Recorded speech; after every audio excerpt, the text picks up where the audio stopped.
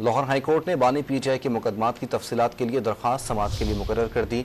Justice Shahbaz Rizvi और justice Anwarul हक पन्नू पर मुश्तमिल 2 रुकनी बेंच आज समाअत करेगा। मजीद जानते हैं नुमाइंदा डॉन न्यूज़ राना बिलाल से। राना बिलाल, बताइए।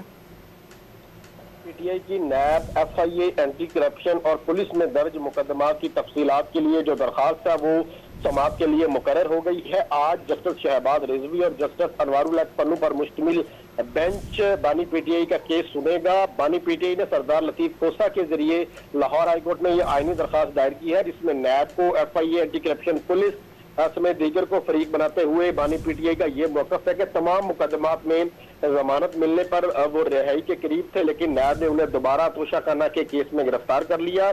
बानी पीटीआई ने इस्तदा की है कि उनके खिलाफ जितने भी मुकदमात दर्ज है, इंक्वायरीज है, नजरबंदी के अहकामात हैं, वो अदालत तलब करे और मुतलका अदालत से रजू किए बगैर किसी भी नए मुकदमे में उनकी गिरफ्तारी को रोका जाए। रजिस्ट्रार ऑफिस की जानिब से बानी पीटीआई की इस दरखास्त को समाअत के लिए मुकर्रर कर दिया गया है। आज इस दरखास्त पर समाअत होगी। आज इस दरखास्त पर समाअत होगी। राना बिलाल अपडेट कर रहे थे, बहुत शुक्रिया।